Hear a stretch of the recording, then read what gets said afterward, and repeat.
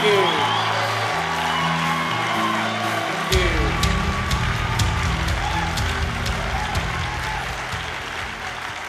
Now, I was told I got 10 measly minutes. But just in case, I bought 13 hours worth of information.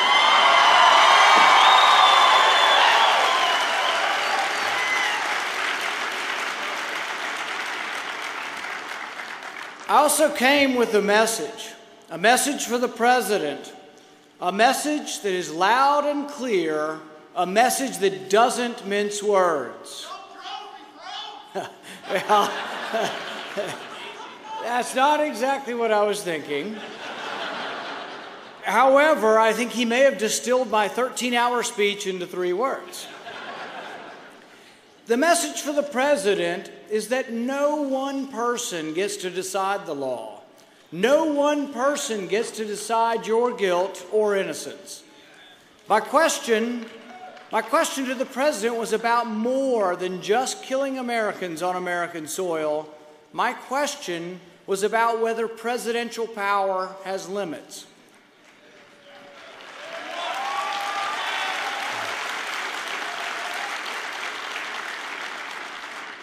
Lincoln put it well when he wrote, "Nearly all men can stand adversity, but if you want to test a man, give him power." President Obama, who seemed once upon a time to respect civil liberties, has become the president who signed a law allowing for indefinite detention of an American citizen. Indeed, a law that allows an American citizen to be sent to Guantanamo Bay without a trial. Now, President Obama defends his signing of this bill by stating that he has no intention of detaining an American citizen without a trial. Likewise, he defended possible targeted drone strikes on Americans by indicating that he had no intention of doing so. Well, my 13-hour filibuster was a message to the president. Good intentions are not enough.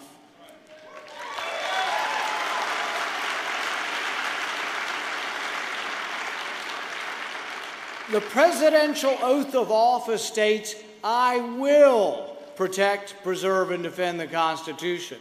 It doesn't say, "Well, I intend to when it's convenient." Mr. President, good intentions are not enough. We want to know, will you or won't you defend the Constitution? Eisenhower wrote, "How far can you go without destroying from within what you are trying to defend from without?" If we destroy our enemy but lose what defines our freedom in the process, have we really won? If we allow one man to charge Americans as enemy combatants and indefinitely detain or drone them, then what exactly is it that our brave young men and women are fighting for?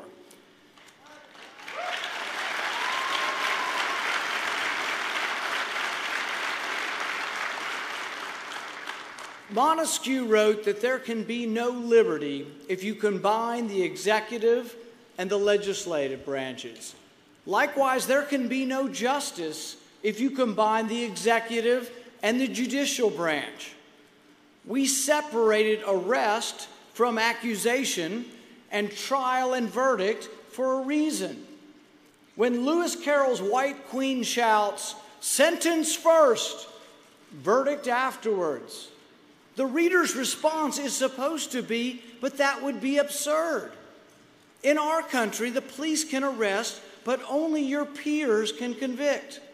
We prize our Bill of Rights like no other country. Our Bill of Rights is what defines us. It's what makes us exceptional."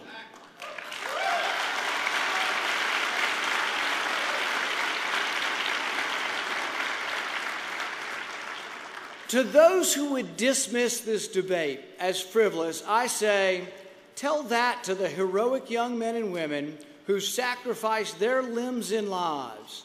Tell that to the 6,000 parents of kids who died as American soldiers in Iraq and Afghanistan. Tell them the Bill of Rights is no big deal.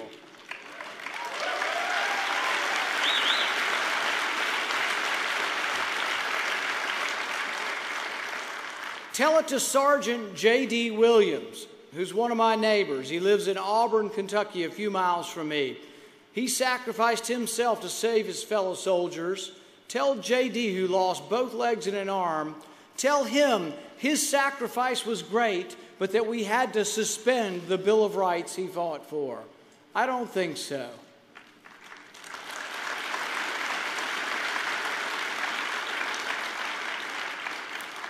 The filibuster was about drones, but also about much more. Do we have a Bill of Rights?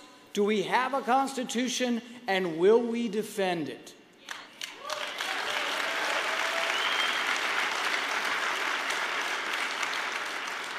In his farewell speech in 1989, Reagan said, "As government expands, liberty contracts." He was right. Government cannot give us our liberty. Our rights come from our Creator. But as government grows, liberty becomes marginalized. The collective takes precedent over the individual. Freedom shrinks. And our government today is larger than it has ever been in our history. Everything that America has been, everything we ever wished to be, is now threatened by the notion that you can have something for nothing, that you can have your cake and eat it too, that you can spend $1 trillion every year that you don't have. The president seems to think that we can keep adding to a $16 trillion debt. The president seems to think that the country can continue to borrow $50,000 a second. The president just believes we just need to squeeze more money out of those who are working. He's got it exactly backwards.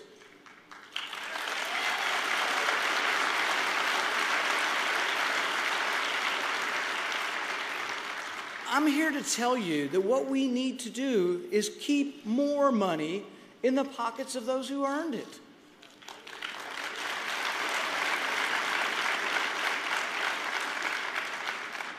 Look at how ridiculous Washington politicians have behaved over this sequester. The president did a big, oh, woe is me, over $1 trillion sequester that he endorsed and he signed into law. Some Republicans joined him. But the sequester didn't even cut any spending. It just slows the rate of growth of government.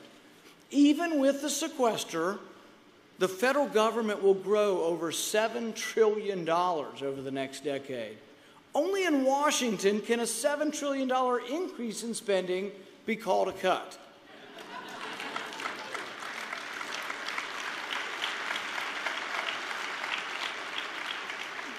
Now the president's trying to step up. He's trying to do his fair share. After the sequester was announced, he said he's going to stop the White House tours for school children. They had to do this because these cuts were imposed by the sequester. But meanwhile, within a few days, the president finds an extra $250 million to send to Egypt. You know, the country where mobs attacked our embassy, burned our flag, and chanted death to America. He found an extra $250 million to reward them. You know, the country whose president recently stood by his spiritual leader who called for death to Israel and all who support her. I say not one penny more to countries that are burning our flag.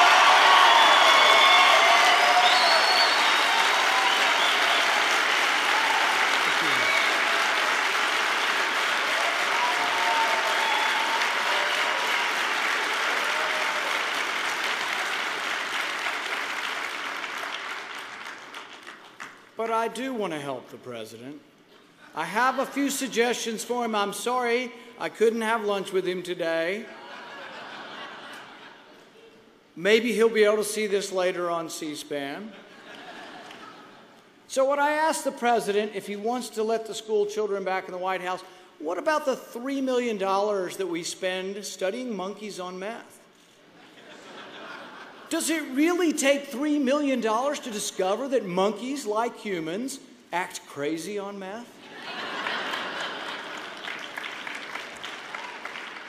Mr. President, what about the $300,000 for a robotic squirrel?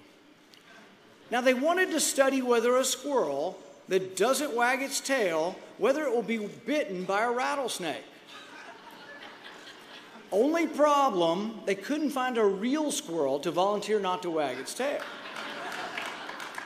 But I can tell you the bottom line for the $300,000 question, a rattlesnake will bite the you-know-what out of a squirrel not wagging its tail. Mr. President, maybe we could have cut the robotic squirrel before we went to White House tours. Now, for any of you college students looking for jobs, Uncle Sam's got a job for you. The pay's $5,000, all expenses paid. The study is in Hawaii. But the requirements are onerous. Only a few could qualify. You have to like food. The study is to develop a menu for when we colonize Mars. I'm not making this up. Guess what a bunch of college students came up with for the menu? Pizza.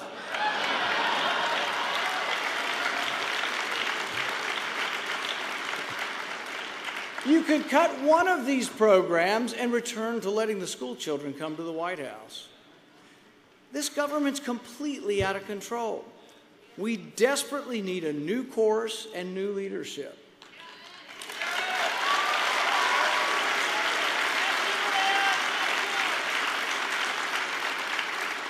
The path forward for the Republican Party is rooted in the respect for the Constitution and respect for the individual.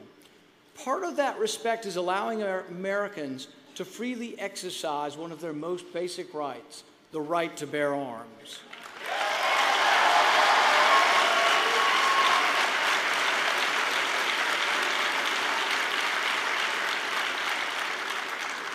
But you can't protect the Second Amendment if you don't protect the Fourth Amendment. If we are not secure in our homes, if we are not secure in our persons and our papers, can we really believe that the right to bear arms will be secure? We need to jealously guard all our liberties.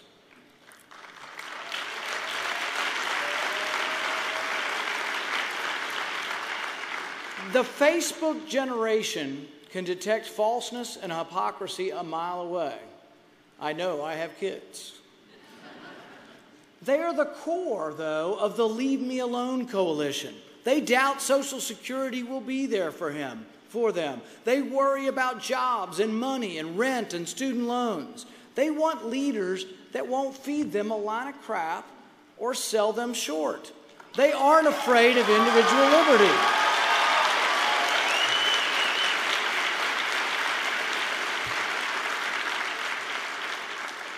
Ask the Facebook generation whether we should put a kid in jail for the nonviolent crime of drug use, and you'll hear a resounding no.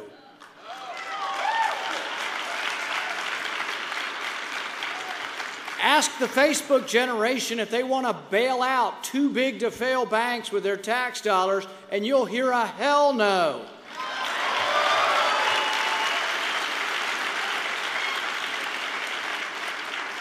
There is nothing conservative about bailing out Wall Street. Likewise, there is nothing progressive about billion-dollar loans to millionaires to build solar panels.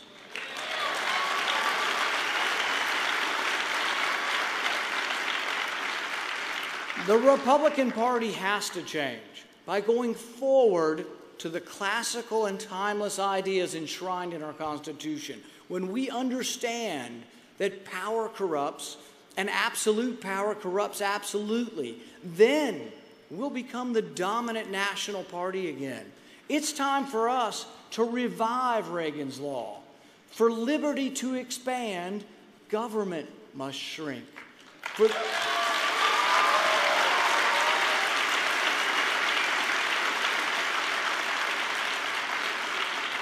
For the economy to grow, government must get out of the way. This month, I will propose a 5-year balanced budget.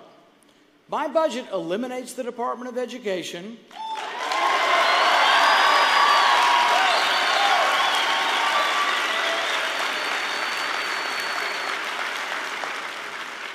and devolves power and money back to the states where they belong. My 5-year budget will create millions of jobs by cutting the corporate income tax in half,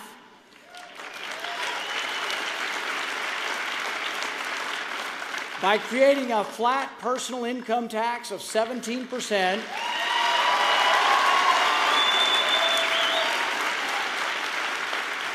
and cutting the regulations that are strangling American business.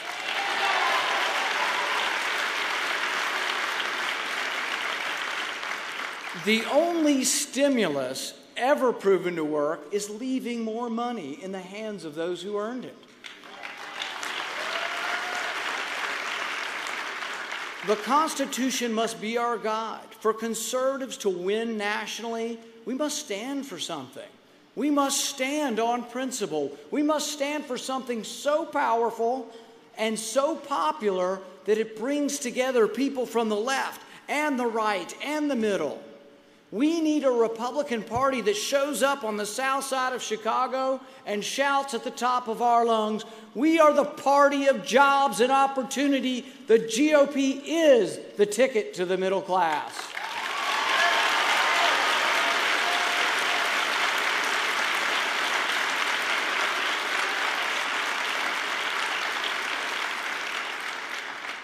The GOP of old has grown stale and moss-covered. I don't think we need to name any names, do we? Our party is encumbered by an inconsistent approach to freedom. The new GOP will need to embrace liberty in both the economic and the personal sphere.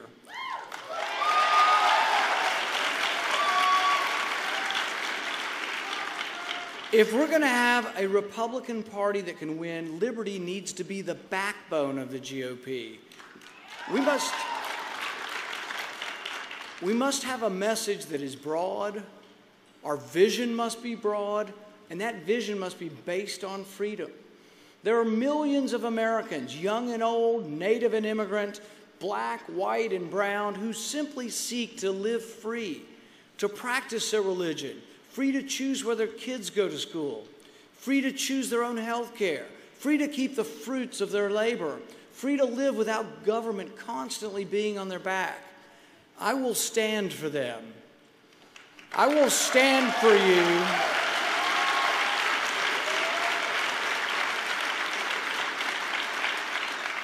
I will stand for our prosperity and our freedom. And I ask everyone who values liberty to stand with me. Thank you. God bless America. Thank you.